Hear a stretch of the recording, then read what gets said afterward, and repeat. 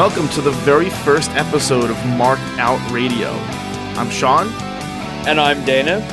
And together we've been running Marked Out Collectibles since 2022 and marked out for quite a bit longer than that. So we thought, Dana and I have been collecting autographs for a really long time.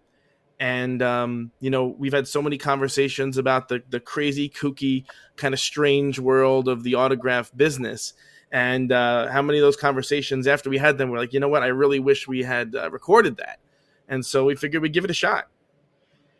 Yeah, the car rides always give a great place for conversation. I'm hoping our conversations here on the podcast will have a little less road rage. But beyond that, I think we'll keep the same, sort of behind the scenes look at this crazy world. So, we founded Marked Out. I think was it 2007? Was that right?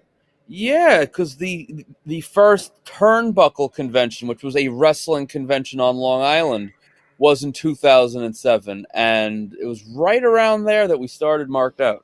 So, by the way, if you can't tell our accents, we're both Long Islanders, and the autograph business, even though there are many facets to it, a big chunk of it is kind of seated in the Northeast. And so, a lot of the people that we've seen at shows are from the Northeast, but there's also hot spots elsewhere in the country. But anyway, so a lot of the stuff we're going to talk about is specific to the Northeast, but we're going to try and branch out a little bit to other things. So yeah, we started Marked Out in around 07-ish, but a very different time in the world when it came to social media. What we found was that when it came to the hobby that we all seem to kind of like, a lot of people who are involved in the autograph hobby are really, really different from each other. Even though we kind of like the same thing, we're really different, and we have different kind of views and different backgrounds and different attitudes about why we collect and what we collect and how we collect and stuff like that. So we kind of created that markedout.com, which was a kind of a message board, that old school message board style forum, to let people share their stories and their hits, so to speak, from what they got in their collections. Yeah, back when we started, there really wasn't even a markedout.com. We were just running the old Pro Board, if people remember that, the old message board system Pro Boards. And it was all about just, if you think about today, what social media does, where people share their successes and their failures, that's what Marked Out was. It was a community where everyone sort of came together, discussing, sometimes arguing, debating, however you want to frame it, what we all kind of did, but did very differently. So what's kind of cool about what happened with Marked Out, the original purpose was just kind of for us to show off and share our collections, but it ended up having a little bit of an interesting impact, if I like to say. I mean, maybe someone can email and correct me if I'm wrong, but what ended up happening was it allowed people to share information about the hobby. So when it came to things like pricing, when it came to things like, convention practices, customer service practices or ethical practices, forgery, stuff like that, all these things that are of concern in any kind of collectibles hobby, to have one focal place where people could, share their experiences and share their knowledge, resulted in kind of, holding either dealers or vendors or convention operators a little bit accountable for what they were sharing publicly. And so we did have a little bit of a history there of doing that. And so we kind of there's a lot of kind of inside baseball stuff that was talked about on Marked Out that was really not shared publicly before that. So things like how much guests would cost to book and how much wholesale prices were and things like that again were generally considered trade secrets, kind of broke out into the open a little bit. Yeah, prior to Marked Out, it was like, this was obviously pre-social media, so you had each promoter, each convention would have their own little space, but that space clearly was intended to advertise and promote their interests, their events. If you tried to have a behind the scenes talk, or if you wanted to bring up I don't think this is, I'm not a fan of this pricing, this person was cheaper here or there, why is the price different? That wasn't always met enthusiastically, and you were kind of there was no place to be able to have those kinds of conversations. So I do like to think that we kind of changed the landscape a little bit of how, transparent things were. And that's sort of the a little bit of the impetus for doing this podcast as well, because now that everything is on, a lot of the autograph hobby is now, you've kind of, it's kind of split based on social media. So you have like the Facebook groups where people either show off their collection, or they do kind of buy sell things, or they run raffles, or all different kinds of things on Facebook. And then you have sort of on Instagram, where it's a lot of people just showing off their collections, or private, third party sellers, or secondary market vendors are selling their stuff on Instagram. And again, the world of the same world that we kind of helped open up with the forum software is starting to get a little bit more curated, a little bit more closed off. We've noticed instances in certain cases where vendors were caught, or resellers were caught forging, or engaging in unethical practices. And because kind of, this is, even though it's an international hobby, it's a little bit of a small world. And as a result, some of those issues tend to disappear. And so it'll be a fun adventure to talk about some of this stuff in the open, and explain kind of how the business side of it works, and how the fan side of it works, and how we can, as fans, as collectors, and as business people, we can kind of reconcile all of those impulses that we have in this wacky hobby. So I wanted to just talk a little bit about the sense of why people collect autographs. And I know that I know I've had people who've seen aspects of my collection, or seen pieces of my collection, who look at me like I'm completely nuts for why I would want to collect anything, or why I want to collect autographs at all, or why I would have sunk the amount of money that I've sunk into it. And I don't know. Why do you think people collect autographs? Why do you collect autographs? Yeah, honestly, even as a singular collector, I think the reasons and what you collect, it changes sometimes by the week, by the month. It's constantly evolving. For me personally, I think it's a mixture of things. I think it's part like keepsake, memento from like an experience, from a moment in time, from something you did. I think there's also the obviously there wouldn't have been a marked out without the show off component. It sounds kind of, it sounds the way it sounds, but that is part of it. We all, when we post anything we get to any platform, where we are showing off. We want people to share in our success, whatever. That's part of it. And I think there's also, when you collect, there is some level of completionism. There's compulsivity that you're just, I got to get them all. I got to get that. And at least for me, I think that kind of captures why I do it. I mean, yeah, I've been a collector of stuff for as far back as I can remember. Even in the early '80s, I had to have every single He-Man figure, or DC Super Friends figure, or Ninja Turtle figure, or the WWF LJN figures, or I had to have everything. And then that's sort of, I have that collector personality. I didn't really start thinking about autographs at all until much later. I mean, I have early childhood memories of randomly meeting certain football players, or at certain events, but I don't even know why that happened. I didn't get bit by the bug for autograph collecting until I think it was 2006 or 7. And then I got introduced to, my parents sent me an ad that WWE wrestler Rey Mysterio Jr. was appearing at a car dealership, and it was a random car dealership, and this was, I think it was 06 or 07, I don't remember, it was a long time ago, and I don't even know what caused me to go, because I hadn't really gone to any of these things before, and I had gotten a replica WWF belt as a gift, and I brought that along with. I could just picture what I looked like, going to this car dealership carrying a wrestling belt. But I guess I was self-conscious about it, and I had Rey Mysterio autograph the belt, and I remember having a real compulsive reaction to it. I thought it was super cool.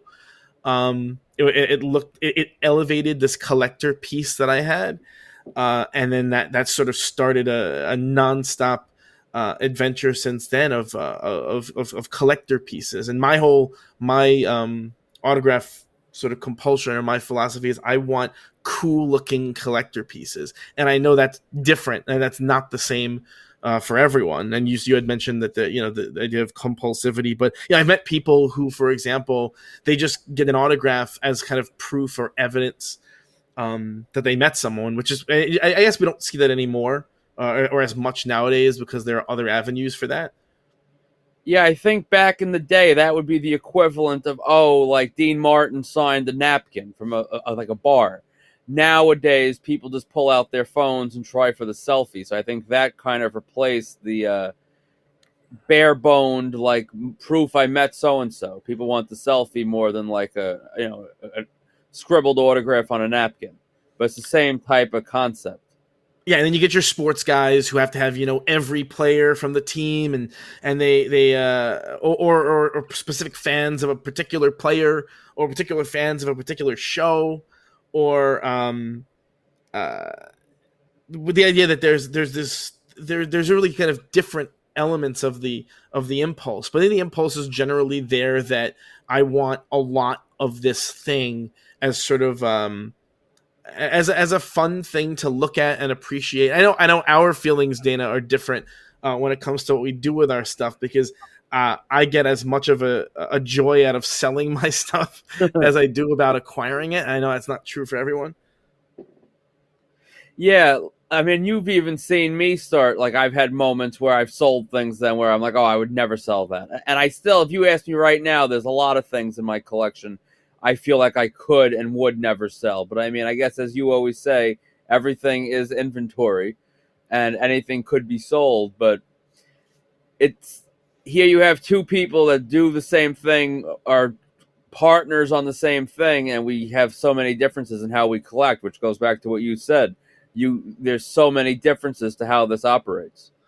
Truly, I know that. I know, and we have friends and acquaintances in the hobby who, for example, make sure that they get every single autograph personalized, so they, in a weird way, they don't even get tempted to sell Yeah. things. And to be fair, when I first started, I was getting everything personalized, and I was getting all these full size original movie posters signed by the full cast, and they were all personalizing to me. And that, now looking at this 15, 16, 17 years later,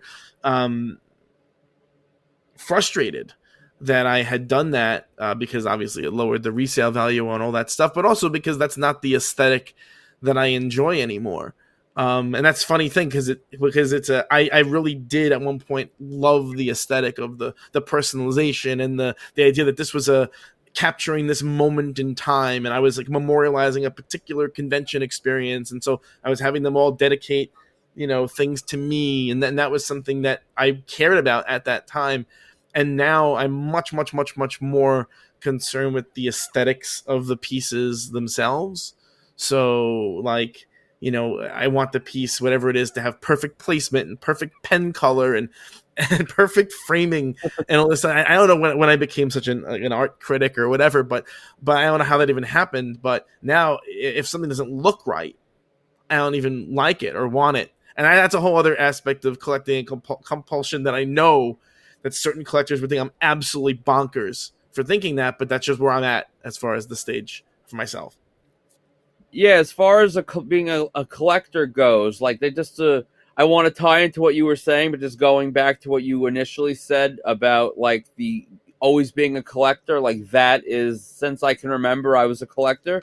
Even today, like before we went live for episode 1, I was actually telling Sean, which sounds insane, but I was planning on hitting a couple of Walmarts, because like on Facebook I saw that several of the new WWE Mattel like SummerSlam kiosks were dropping with the new product that the Walmarts haven't really received yet. And in all honesty, like I'm well aware that I feel that rush of going down an aisle or going into a store to try to find something. sometimes is a better feeling than actually even finding it. It's just like that hunt. The hunt is like, that's half the fun sometimes. But Yeah, sorry, go ahead. no, go ahead. You're done. I'm done. Oh yes, I was gonna actually talk about hunting in general because I think that the way that we acquire autographs, different people have very different ways of acquiring autographs, and that actually plays into their their kind of compulsive collecting needs. So I know, for example, there are some people who only collect autographs in person. So I know you're much more. I did a little bit of in person graphing in my days, but I know you're much more involved with this, and you had done this way longer than I did. I don't have the stomach for it, so if you could just talk a little bit about what in person graphing looks like and what the appeal is of it. Well, I think lately, especially with social media, like there's like the whole in-person graphing. Well, first of all, you have two different like subsets of in-person graphing. You have in-person graphing where you show up to conventions and autograph signings, and you pay their fee, or if it's a free of appearance, you're sort of playing by the rules. You wait online, you meet the person. Then there's the other side of in-person graphing, which I know some in the wrestling community are critical of, and we'll get deeper into the like To, moral to, implications. to be fair, Well, in the sports and entertainment communities, they're also critical of in person graphing. So that is true. But the other side of that coin is that fans, dealers, collectors, however you want to refer to them, and honestly, if you take 10 people in any of these places, you'll have a mixture of all of the above. They will wait at airports, they'll wait outside hotels, they'll wait outside studios and film sets, and then you enter into that whole gray area of, is this stalking, is this too much, is this invading their privacy? As a collector, I've done all of the above. When I was younger, when I was in college, I had less going on in my life. I had a lot more free time, as I think we all probably did. And the idea of going in on a Saturday with hopes of, I'm going to wait outside this Broadway show to see if so and so will stop and sign an autograph or take a picture, or I'm going to go in and stand outside of a trailer on a movie set and hope that they stop, was a lot more palatable. Like, you would like to think you succeed more than you fail, but I think Sean can speak for this in the more limited times he's done it. We've had the days where you go in, you spend hours upon hours waiting, and you strike out. yeah, it's actually funny. I got a notification on Facebook that today was the anniversary of the day that we went to the set of White Collar. Oh, geez. However many years ago that was, and yeah, and we just hung out on the set of White Collar was the show on USA. I mean, it's been. I don't even know. Do people still know it? It was kind of. I guess it was a moderate hit, but we hung out on the set all day. I remember it being insanely hot that day, and that day we also hit, I think, the set of Boardwalk Empire. We did Yes, two that in one was. day. Yeah, and I remember it was July 5th. It was 100 degrees outside, and we were hanging out on outside by the trailers to try and meet these TV actors. And just to show you how different this had to be, what, 2008, 2009, it was something like that. Yeah. It was ages ago, and my collecting was so different that I actually printed out a really lousy like promotional 8x10 on my inkjet printer at home, and I brought that to get signed by the cast in blue Sharpie. And so I do have my 8x10 cast piece of White Collar, and now I just look at that, or I don't look at it, actually it's sitting in a binder up on the top shelf of a closet, if I'm being totally candid. And I think, I wish I had some kind of other poster or item, or these are the things that go through my head now. On one hand, I memorialize that experience, and some of the actors have since passed from that show, so we obviously can never replicate it. But we had that experience, and it's cool that it was memorialized. But I look at the item and I go, I would never hang this on my wall. This is now going to sit in a closet and rot Yeah. for all of eternity. And so, yeah, I mean, in person graphing, I mean, we got pretty incredible names by being kind of degenerate stalkers. We got Dwayne the Rock Johnson. I can speak to that. We got Matt Damon and Harrison Ford, Will Ferrell, Chris Rock. Uh, I mean, wrestling wise, Stone Cold Steve Austin, Roddy Piper before he died. You got way more than I have, obviously. Your list is you got Will Smith and Adam Sandler, right? Yeah, but like these, I mean, these names, and again, as episodes go on, we will get into the more of the right, wrong, the different points of view on the topic.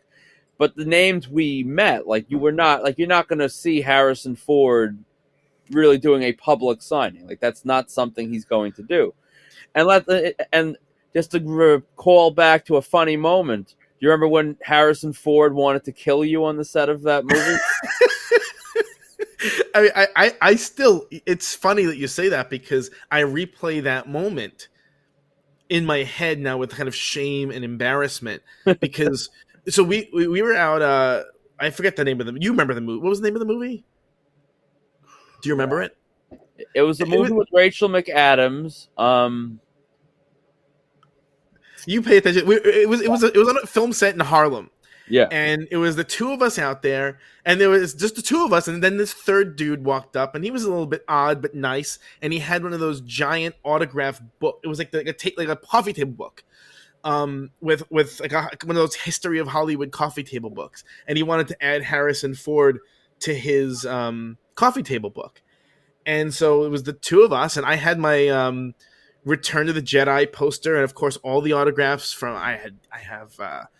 Carrie Fisher and Mark Hamill, and they were all personalized. I had paid for them at conventions and everything. And in retrospect, again, just killing myself over it, the fact that I did that, had them all personalized. But anyway, I had my poster. What item did you have? I don't remember. I can do one worse than your personalizations. I had Indiana Jones, the one with Shia LaBeouf, inkjet 8x10 that dark background that he signed in blue, that you would actually need to be Indiana Jones to even actually find the signature. Somewhere just hidden in there. Oh my god. So anyway, I'm nervous. It's Harrison Ford. He's Hollywood royalty. And we've been sitting outside of his trailer for a while. And if I remember correctly, some kind of PA kind of gave us a hand signal or something that he was coming. He was returning from set to the trailer. It was just the three of us, and the PA kind of made some kind of hand signal. Usually, I have to say, PAs in my experience were mostly kind of cool. As long as you were not a total mutant, as long as you didn't give off scary vibes, PAs would kind of nod or wink at you or something when they knew someone was coming. I mean, some of them were just total jerks, but by and large, they were pretty cool. And this guy kind of gave us some hand signal that he was coming, and Harrison Ford comes over, and I was speaking collectively, not just for myself. And I said, good afternoon, Mr. Ford. Would you mind giving us some autographs? And he snarled / barked at me, just one. And I was like, I wasn't going to get into this whole explanation of how I was referring to us collectively and not just myself. But he did, he did spank my Return of the Jedi poster, gigantic, perfect autograph, perfect placement. So I have a hard time complaining about it, but I was scared, and I was humbled, and it hits on that little bit of embarrassment that in-person autographing can. If you're the kind of person who feels shame, not shame is the wrong word, but if you're the kind of person who feels conscious or self-conscious in social situations, in-person graphing is probably going to be a challenge for you.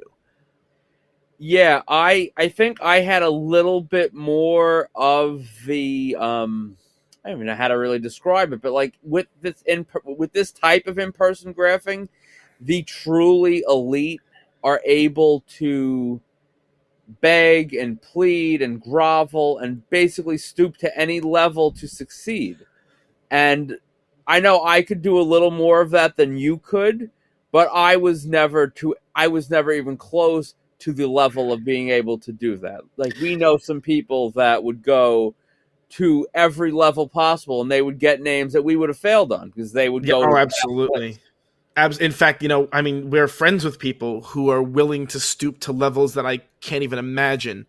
to get, but their collections, their successes just dramatically dwarf mine. They're willing to, and we have great stories of how we're willing to bend the rules in certain situations and kind of break social norms in certain situations to our advantage. And we do have some funny stories about that. But there are people who would debase themselves in public in ways that genuinely horrified me when I saw them, and I realized I don't really have the stomach for Yeah. in-person autographing the way that they do, and then they pick themselves up and dust themselves off and move on to the next success. And it's a question of how badly do you want it. And for those people, for me, there's a little bit of a part of the experience that's attached to it.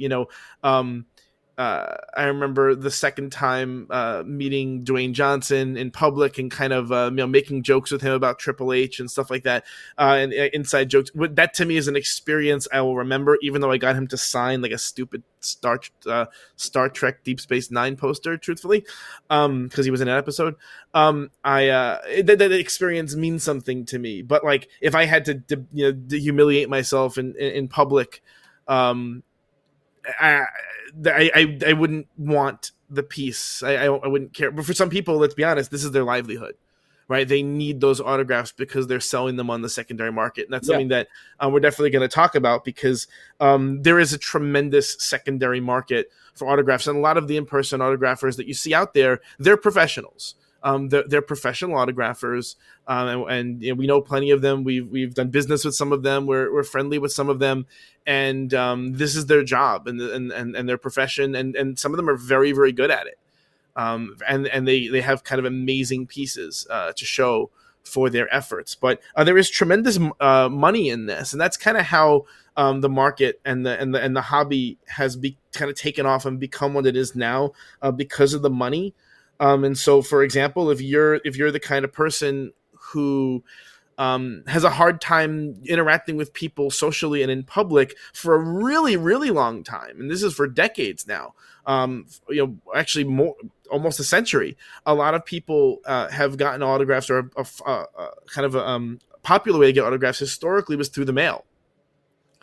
And, a lot of your old-timey Hollywood stars, they would sign their fan mail. And so if you were a collector, and there were collectors out there in the 30s and 40s and 50s and 60s, they would get their autographs through the mail, and they would have usually on index cards or on other kinds of little pieces of paper, and they would send them to their favorite athletes or their favorite actors, and they would do through the mail.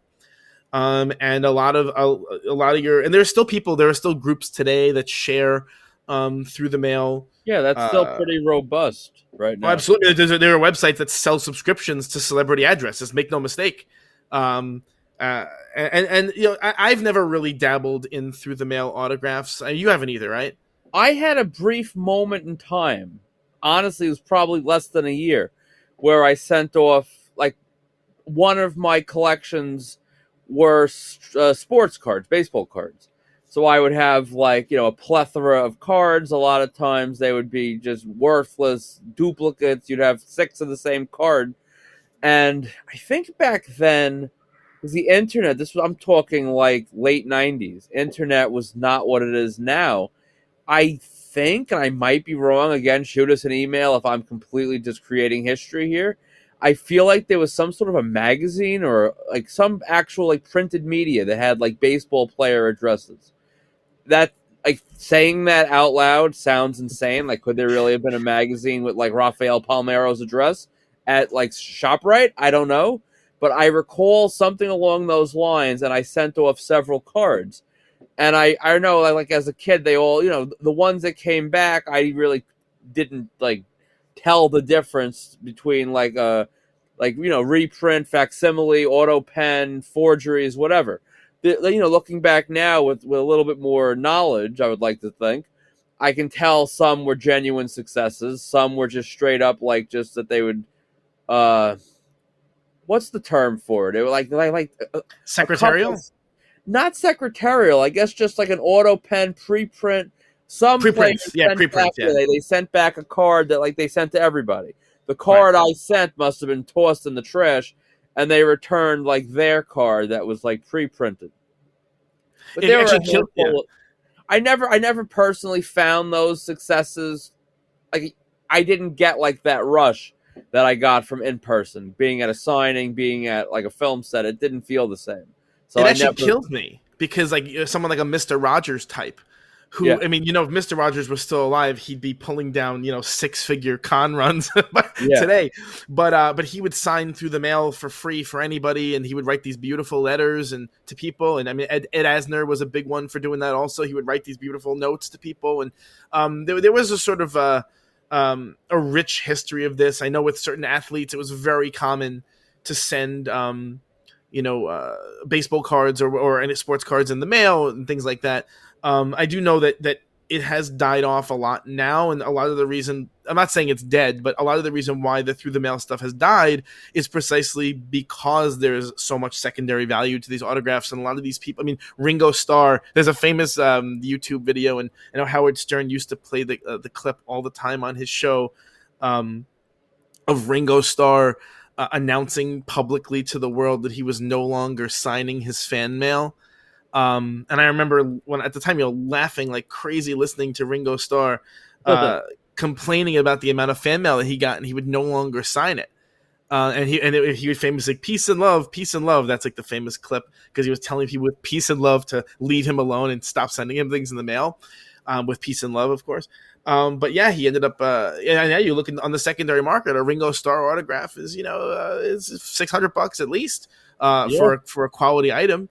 And potentially significantly more than that, or if it's a piece of junk, if it's a scrap of paper, then it's less. But I think that because the business of it has gotten so big, that we have things like, for example, direct purchasing. Now, what's interesting about direct purchasing is that historically that would have been seen as an uncouth thing to do, to sell your autograph directly.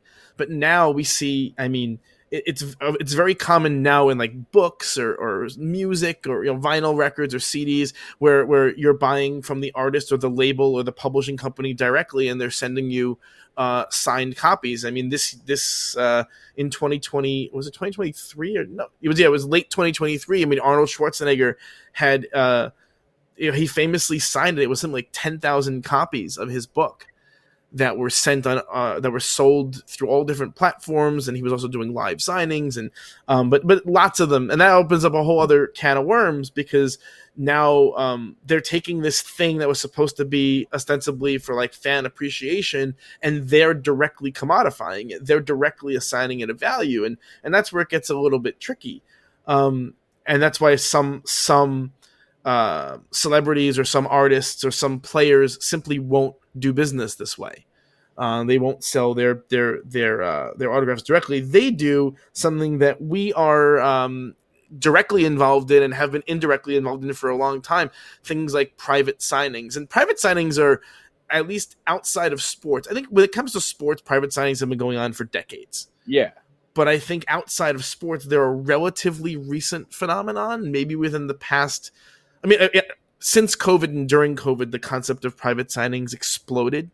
But it was starting to creep in before COVID. Now you're also, I mean, I have a decent amount of experience with private signings also, but you're kind of the private signings guru. So, how have your, I guess, what is in your mind a private signing? Because I know different people have a little bit different definitions of it, and then how do they work? And how have you been involved in them? Okay, well, basically, you touched on the idea that, like, for whatever reason, and this is probably a whole episode in and of itself, it seems like all the evolution and growth you see in wrestling, you see in Hollywood, sports was always like the first, like, this whole thing was a business in sports long before it was even considered that in any other avenue. Like, sports was always where you see the evolution first. So private signings in sports have been going on since, forever. There's always been people that want to get pieces done. So they explain it on our level and my involvement in it. A private signing is typically, if you're promoting, there's two types of signings. There's a public signing, which means fans are able to attend and get things signed in person. A private signing means fans are not able to attend, and they have to either purchase your items after the fact, pre-purchase them, that you get them signed as they request, but they are not able to attend in person, or they would then just purchase the stuff that you put on the market after the fact. That's how I sort of differentiate private and public. And so Can you have fans like, sorry, so I'm gonna cut you. So you have like what's interesting is so like a name like a Harrison Ford, right? yes. So a Harrison Ford name, for whatever reason, I mean, we could probably surmise, but has absolutely no interest in doing a public signing. He's, to my knowledge, never done a public signing, or at least hasn't done a public signing in at least 20 years. Not that. Um, I mean, I can't think of one. but he has done a bunch of private signings where an agent or his agent or some combination thereof has set up a system where you could either mail items in or pre-purchase items. And private signings have a lot of detractors because the costs of these private signings can be astronomical. I mean, if there are certain items, if you want to be signed by Harrison Ford, would cost you $1,200 and up to get them done. If there's larger pieces or certain kinds of premium items and things like that. But for a lot of people, like a Harrison Ford or a Tom Brady or a Derek Jeter, the private signing today is kind of the only way, if you want your item signed by someone, to have it done. Yeah, I mean, I think they like it. I can't speak for them, directly, but I feel like it's more controlled. You don't have fans coming up asking you outlandish questions, giving you awkward, uncomfortable presents, wanting physical contact that maybe you don't necessarily want to give. A private signing, you are in a controlled, like a Harrison Ford level private signing. You are in a private location with your team. You are with, who you would hope is a professional businessman who is everything, you're only signing things that are approved. It's clearly laid out what you're signing, what you're not signing, the degree of signature you're giving, inscription, all that is mapped out. You sort of take out, if you've been to an autograph signing as a fan, like it's unpredictable. And I think someone like Harrison Ford does not really want the unpredictable nature of it. They just want the payday. They want to be able to reach their fans on some level, perhaps. That's how I sort of see why they're more appealing for stars of that caliber than public. And like Sign. I said, that in the sports world, this has been going on forever. I remember, seeing ads in the '90s to be able to send a ball in to get Mickey Mantle to sign it for 40 or $50, and this is a thing. And I remember, if you wanted him to write number 7 on it, it would cost extra money. And there was this kind of idea that you can get your item done exactly the way you want it in a controlled environment, and that's what private signings are. And a lot now, your big stars, or who perceive themselves to be big stars, some of them, that's a whole other conversation for a different day. But the money is really big, and it can be really big. And again, if you're the kind of collector who's looking for a piece. So it's funny to use the word piece because it makes it sound like a piece of art, But if you're a collector who's looking for, if you're into the aesthetics, and that's where I'm falling right now. So for me, private signings on one hand are very appealing because I know I can get exactly what I want done exactly the way I want. And the only thing is I'm going to have to pay a super premium for it. And that's kind of where it's an interesting debate in the market, because I do like handling my own stuff and making sure I have my own pen, because I know I can control if a pen is properly primed, and I know I'm not going to put a fingerprint on my own item. I mean, even though sometimes I'm clumsy and I do, but I have a certain amount of control. Yeah. And I think that this ties into the collector mentality, but private signings are becoming a big thing. But let's face it, most people today are collecting their autographs in one of two ways. They're either buying them on the secondary market from a place like eBay or Facebook Marketplace, or something like that, or Craigslist, or at a booth in a convention, or they're attending a convention or a Comic-Con and they're meeting the person directly. And it's so interesting because I've been going to conventions and comic book shows and things since the mid '90s, and the conventions of today really don't even resemble the ones from back then. They are Yeah. these, and if you've never been, or if you've only been to modern conventions and you really kind of don't know what the origins of these shows were like, the modern autograph shows or the modern conventions are where people get that's where they get to meet the stars and they get to take photos and they get to get signatures and things like that. And it's become such a tremendous money making operation that some of these stars will collect, high six figure amounts for appearing at a convention for 2 or 3 days. And it's a kind of a shocking thing to think about, that someone's going to make $500,000 or more for what amounts to about 10 to 12 hours worth of work over a 3-day period. But that's the money. That's the level of money that's involved here, and that's what we're talking about. So a lot of times it's kind of funny because now we've booked a couple of convention guests ourselves, and we've done private signings ourselves, and so we kind of know a little bit about the economics of it. But it's always funny, like when you're on a convention's Facebook page or something like that, and someone's asking a convention, why don't you bring in Harrison Ford, or why don't you bring in Chris Evans or something like that, or I'm trying to think of a big star who does cons. Chris Hemsworth. Yeah, Yeah. there you go.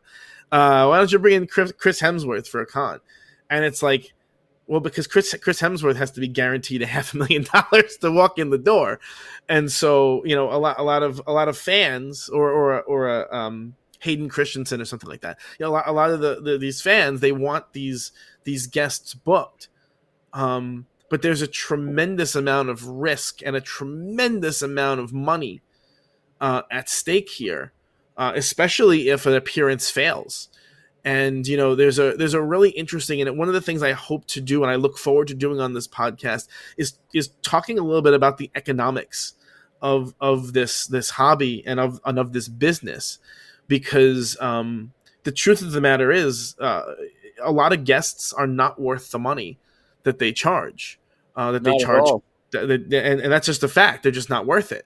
But there's an interesting kind of there are lots of incentives in play. Not all of them economic. When guests are booked for shows, and there's nothing like talking to a con owner or a vendor who will tell you that there are certain shows that there are certain guests that cost shows or cost vendors money, and yet they continue to be booked at these very high prices, and that's a really interesting aspect of I just we're not going to go into this story now. We'll save it for a future episode. But we had a pretty challenging con guest in the past, and that person and could have been a financial disaster for us. It ended up being okay, and we ended up working it out. But yeah, there that was the thing. Sorry to cut you off, but that was the thing that, as a fan, and I'm sure, like, if we delved through like markedout.com archives, I'm sure I'd see comments that I made myself 15 years ago without the understanding of the business side of things, that I'd be rolling my eyes at things I said, complaints I had. It wasn't until that convention guest, which we will break this down in a future episode, that I realized that you have vendors, promoters that are, risking sometimes the financial safety of their families to try to make something work. Like this, the stakes are high with a lot of these. Yeah, I was personally $20,000 deep into a guest that I that ultimately wasn't sure was going to get on the airplane. And Terrifying. I have never felt at my day job. People said that the day when that was happening, I've never felt so sick in my life. But and it ended up working out okay. But there were moments. It'll be fun for a future episode. But cons are definitely big business, and cons a lot of times now are the difference between a con and a secondary market seller. They're often kind of dovetailing with each other, and there are people who go to cons and get things signed for the purpose of then turning around and selling them on eBay. And there are, it's kind of funny when you have a con guest who's charging $50 at the table for an autograph. And it's funny if that number $50 is shocking to you because you can't imagine someone paying $50 for an autograph. $50 is kind of on the low end of what people are charging Oh yeah. these days. Zombie number 2 from the old joke was a lot of these background actors or unnamed uncredited actors would still charge, back in the day they charged $5 or $10 at a convention to sign the poster or whatever. But Zombie number 2 from Dawn of the Dead or something like that, it was still charged $50 because that's the going rate. But it's a funny, there's some weird perverse economic incentives in place when you have people attending conventions, paying a table price of $50, then trying to turn around and sell the same autograph on eBay and realizing that the retail value of that autograph is like $10 or less. And there's a lot of interesting forces as to why that happens and how that happens. But and one of the things about the secondary market, eBay and Facebook Marketplace and Craigslist and Mercari and whatnot, and I'm probably forgetting a half dozen more, is that anytime you have any kind of collectibles market or really anything of commodity value, you have people who will try to influence the marketplace. So you have lots of different. Some of the ways people influence the marketplace are legitimate.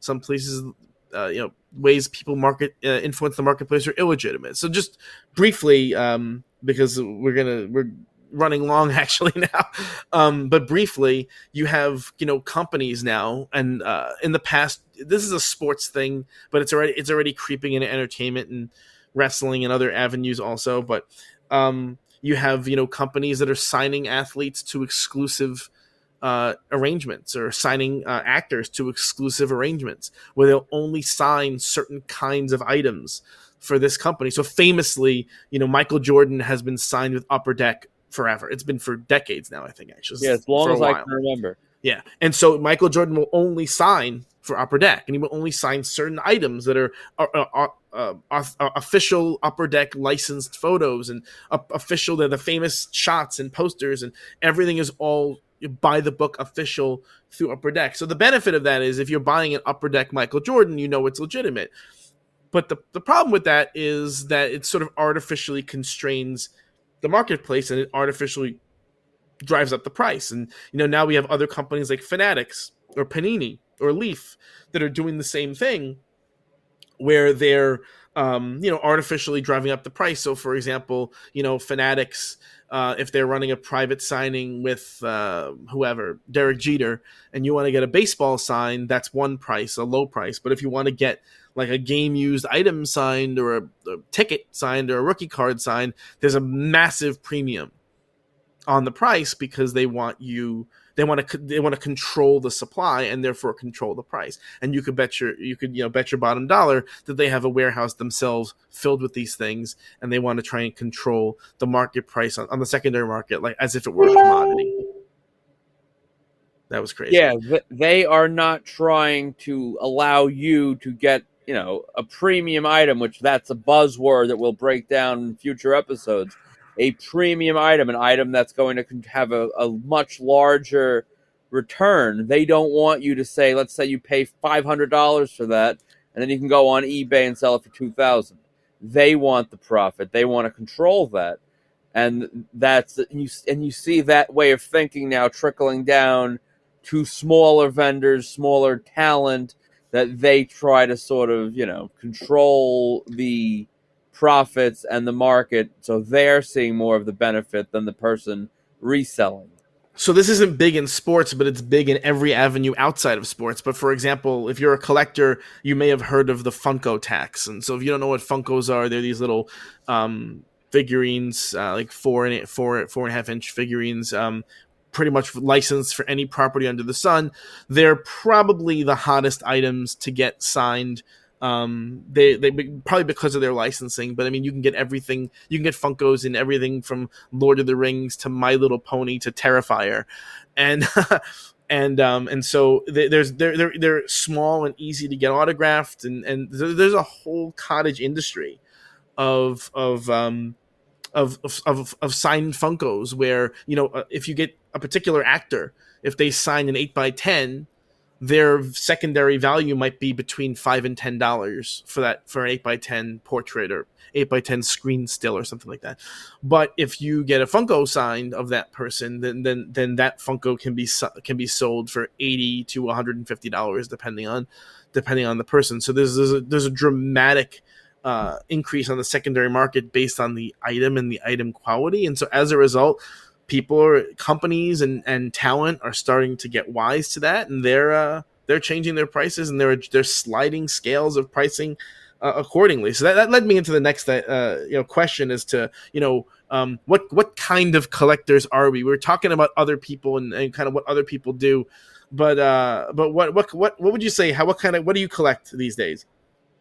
Oh man, well, I this answer could be very long and very short. For sake of us running late, I'm going to try to sort of consolidate it. I collect Hollywood. I collect wrestling. I collect sports to a lesser degree. And when I started out in wrestling, I was strictly 8x10s. I had the encyclopedia, the first edition, things like that. And I can remember distinctly, like standing in line. Sinomania was a convention in Pennsylvania, a wrestling convention. And I remember standing in line to meet Dusty Rhodes. This was one of the all-time great convention lineups. And I'm waiting to meet Dusty Rhodes with our friend Joe Lanza. And what does Lanza have? He has mint on card, Dusty Rhodes, Hasbro. So just hold on, just pause there for a sec, because Yeah, if someone doesn't know what that means, mint on card refers to the condition of the item, and the Hasbro Dusty Rhodes figure is infamous for yeah. being almost impossible to find mint on card, and now I think is worth north of $1,000 by Oh, itself, yeah, right? for sure. And not to downplay, I don't remember exactly what he spent on it. He definitely spent more for his item than I spent for mine. But, I mean, as far as investments go, he was the wise man at that point. I was the idiot with an 8x10. And I looking back on all of that, like there's countless other stories like that where I was standing next to someone with a really cool item, original posters. Auction Andrew, for example, had a whole assortment of original posters. He was getting awesome original WWF pay-per-view posters signed by all the talent while they were alive. I was getting 8x10 signed. I regret that. My collection has changed. So right now, what I collect with wrestling, in large part, I have 11x17 and 12x18 like reproduction pay-per-view posters, which is what you do when you have a decade worth of regrets and you decide to start too late when half the guys aren't with us anymore, to sort of, make it work and get as many people as you can from these like childhood events. I love those. I have action figures, which I never did really as far as getting them signed. I do action figures, and then thanks to Sean, I've now started to appreciate Funkos. So I have more Funkos than I actually wish I had, because those little suckers take up a lot of space when they start piling up. Yeah, that's basically, and the same for Hollywood. I have posters, I have figures, I have Funkos. That's basically my wheelhouse. How about you?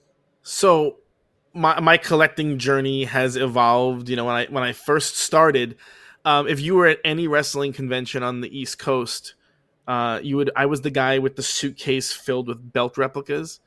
So I had at any con I would have 10 to 12 belts with me. But it really, you would think that I would be stronger because I was lugging around that heavy stuff all the time, but it just didn't have the desired effect. And I was collecting belts for a while. So, and when it came to wrestling, and it came to Hollywood, I never collected any non wrestling sports stuff. I just don't care. Hollywood wise, I was collecting full size posters. I was pretty early on. I would say the first year or so I was buying reproduction full size posters. Then once I got hooked on original posters, that very expensive hobby just hooked me. So then I started buying more full size posters, and so I have some pretty unbelievable full cast posters. I have like an Evil Dead original theatrical poster signed by the whole cast, and Texas Chainsaw Massacre original theatrical signed by the whole cast, many of whom have passed, and Dawn of the Dead, Night of the Living Dead, the 1968 version, original theatricals. I mean, I have a lot of that stuff that, of course, a lot of it's personalized because I'm an idiot, but that was what I do full size posters mostly for Hollywood. I do Funko Pops. I don't know how I got addicted. Well, you know what it was. So when I was doing the belts, I had all these belts. Here's I can pinpoint exactly how it transpired. I had all these belts, and what I did with them was I had them under the bed. They were just storage space under the bed, and all these belts were under the bed, and they sat there for years. And so, well, I can't just it kind of goes against your impulses as a collector to keep your stuff under the bed. So at that point I started collecting, for the movie posters. That was easy. I would do, I also did LP albums. And then for wrestling, I would do the classic superstars action figures. And I had a tremendous collection, and a really absurd, unhealthy collection of signed wrestling figures. And then about 2012 or so, it was just my stuff was taking up too much space, and so all of the wrestling figures and all of the belts, I just sold them all. I sold all the belts. I sold all the wrestling figures. I did really well on the belts, honestly. I mean, I had a WWF Winged Eagle replica signed by everyone who had ever held the belt except Yokozuna and Macho Man, because they had both passed. Or Macho Man hadn't passed yet, but it was impossible. And then he passed. So, but I had this belt, and I sold that belt for like $5,000, which was significantly more than I had sunk into it. But still, it was one of those things where I just I didn't want to keep an item under my bed anymore.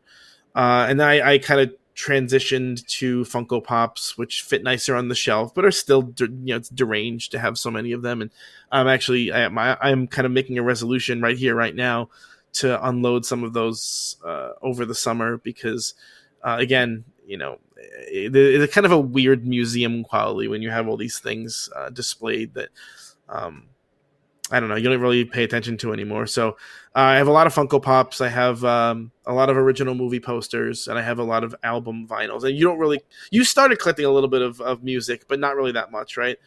Honestly, as far as music, it's really just, there's a store on Long Island called Looney Tunes, and they bring in different, musical artists. They have rappers, they have, rock bands, they have different people that come in, and I'll collect, realistically, whoever they bring in that piques my interest. I don't really go far and wide seeking the music out, but I have a little bit of a collection now with that. Yes, I mean, I definitely have more music-wise than you do, but Yeah. And some of it is stuff I bought directly from the artist, but a lot of it is going to events and hanging out outside concert venues and things like that. But yeah, that's kind of what I'm in right now. But I'm not really a sports collector, and so there are different types of collectors, and what's interesting is you'll notice that we and a lot of the people who we know in this game are wrestling collectors. And I know there's definitely a segment of the population that looks at wrestling and looks at adults who like wrestling or collect wrestling as being, just we use the term mutants, and we use it with love, but that's kind of what the term that we use. And definitely the public has that sort of view. But what you'll find is there is a significant overlap between autograph collectors generally and people who collect wrestling specifically, which is interesting to me. And I'm not sure why it's the case. I mean, granted, there are people, we were joking about this before we started recording, but there are people who only collect like autographs of astronauts or, or historical autographs. And those people are interesting to me because they're really, even though they're technically, part of the same hobby, they collect stuff signed, with a pen. But there's I think a very big difference between someone who collects exclusively political historical autographs or astronaut autographs versus the rest of us. And I think a big part of it is that, if you're collecting these political autographs, or historical ones, I should say, you really had never had, and there was no way to get these things done in person. There was no way to have any experiences. A lot of them, they collect historical documents, and there's more of a history aspect to it versus an aesthetic aspect to it. To get it, some people collect, it's usually a cut out version. They call them cuts, where it's a cut out version of an old document. So like Abraham Lincoln signed some, not related to being the president or even governor or anything, or a senator, not governor, sorry. Uh you know he signed some random document, his grocery bill or something, and people will just cut out the signature, and that'll be part of their collection. And that's kind of an interesting aspect um of the hobby. And so, you know we definitely will try and talk about those other aspects of the hobby, and we may have some guests on who can shed some light about those. But if we're being totally candid, our main wheelhouse is current Hollywood and wrestling. Would you say that's fair? Yeah, for sure. And to sort of get a little more focus on what we actively do, and correct me if I'm wrong, there always seems to be a correlation between wrestling fandom and horror fandom. Like those two niches go very hand in hand. So, Undeniably. and so, like, obviously we do our wrestling business, and then we also, a lot of what we end up doing with current Hollywood, short of that big convention guest that almost put Sean in the hospital, it's usually horror related. And to pull back the cover of to be behind baseball here, Hollywood celebrities are a little more affordable. You can do business with a horror actor, I should say, horror actors. You can do business with a horror actor for a much different price than you can for, Chris Hemsworth. So it's a little bit more doable. Absolutely. And so, one of the things that we're looking forward to doing in future episodes here, um, is to talk about the sort of the process of working with talent behind the scenes, what it's like to book a talent, how that process works, and what it's like to run a signing, either a private signing or a public one, because we've done both. Yep. And what that process is like, because I think that a lot of people think, there are some people who think it's impossible, and I can assure you it's not. There are plenty of absolute idiots who do this every single day, and I'm not saying they do it well or they do it profitably, but they do it. So it's, there are some people who think it's impossible, and then there are some people who think it's super easy. And truthfully, it's probably somewhere in the middle. Yeah. There are certain aspects of it that are absolutely doable, and there are certain aspects of it that are challenging, and they take a little bit of interpersonal navigation and a little bit of economic savvy and things like that. So we're definitely going to talk a little bit about, or a lot about, actually, the behind the scenes aspect of booking talent and booking signings. That's honestly the part of this podcast that I think excites me the most, because I think back like 10, 15 years ago, like if we could have listened to a podcast that's talking about, I mean, a podcast wasn't even a thing 15 years ago, but like if there was a thing that you could listen to, because like you said about booking signings, like there's very different like experiences. Like, for example, when you deal with a horror or Hollywood actor, you are going pretty much exclusively through an agent. That's one experience. We booked a wrestling convention appearance, maybe I guess around a year ago now, where we worked directly with ECW icon the Sandman. Sandman is not an agent. It's a very different experience. That's understating it dramatically. Yes. So that was a completely different appearance. Very completely different, experience. So we will get into all of that. What is it like to deal directly with talent? What is it like to deal with agents? All of that.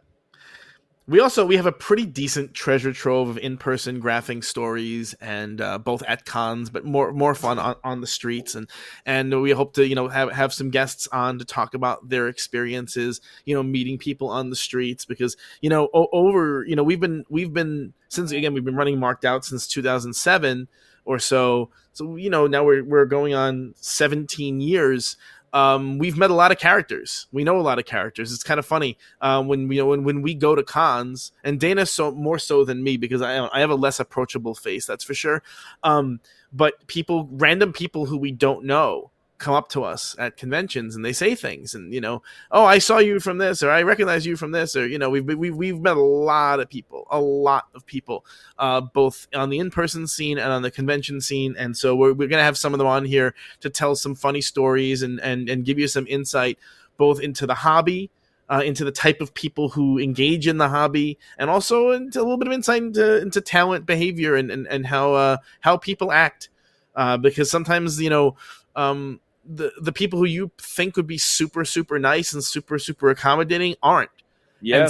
And sometimes you see people who would appear to be kind of standoffish or might not have the friendliest face turn out to be incredibly sweet and incredibly generous. And so that's something that we hope to do. And we also hope to, we have some lined up as well, some insiders, some agents, some talent, some convention operators and owners who are going to come on, and give some interviews and explain kind of what their business looks like, and how their business is sustainable, and how they've come to make their living in this strange hobby that we love, that we've dedicated a decent chunk of our lives to. And some of these people are really interesting, and I think to make a living, and to make a living, whether you're a talent who's been signing autographs, and just to be clear, there are some people, there are some talents who attend cons where this is their living, this is what they do now. They don't act anymore, they don't sing anymore, they don't play sports anymore. This is how they earn a living. Yeah, they're It's through cons. professional convention guests, essentially. And they're also this is it's an interesting ecosystem, because the convention owner operator, the convention vendor, the talent, the agent, and the fan it's a very delicate ecosystem, and we all kind of exists in a symbiotic relationship, that we all kind of benefit from each other's existence, and we all kind of press certain buttons that the others need pressed. And so I hope to kind of get engage people in conversations about that, and how certainly the landscape of this hobby and this profession has changed a lot in the last 20 years, and also since COVID, and it has really changed a lot. Oh yeah, since 2020. And so that's something. COVID completely changed, which we'll get deeper into. But COVID, I think no facet of this hobby more so than wrestling. COVID completely changed that. So I think this is going to wrap up our the main thrust here. We do just so you know, we do run a business. This is not just for fun. We run Marked Out Collectibles. We have since 2022. Marked Out Collectibles. We retail autographs. We also run public and private signings. And so if you want to reach us for any reason at all, you can do so at markedoutcollectibles@gmail.com. You can also reach us at our website, markedoutcollectibles.com. You can check out our eBay store. The eBay store is marked-out-collectibles. And if you're feeling frisky and you want to talk about the autograph business, or if you want to show your collection off, you can engage with us in our Facebook group, which is the Marked Out Collectibles Facebook group, or you can engage with us on the markedout.com forum. We're still there, and the forum it's still running. And so we do have a couple of events coming up, just to let you know that we are running. So first, we are doing a private signing with former WWE talent, the Bella Twins, also known as the Garcia Twins. Items and orders are due for that signing July 20th, and information is available on the website if you want to order. Dana, you want to talk about Melissa Barrera, because that was your get? Yes, we have a private signing with Scream 5 and Scream 6 star Melissa Barrera. We will be doing that in tandem with our great friends over at Golden Ring Collectibles. That will be going on very soon. Sean, do you have the date that the items are due for that? I do. So that one's due August 1st. And we also then have, ECW legend, WWE Hall of Famer Paul Heyman. We're doing a private signing with him. All items, this is much later in the fall, items are due for him November 17th. And if you're interested, again, you can check out The Facebook group has all these postings, and to make any kind of orders or to kind of see what our offerings are, go to markedoutcollectibles.com. Yeah. So I'm pretty happy with how our first episode turned out. I look forward to the next one. What do you think? I mean, I think we should do another. It was a good time. All right, sounds good. So I for Marked Out Collectibles and Marked Out and for the autograph hobby, I'm Sean, And I'm Dana. and we'll see you soon.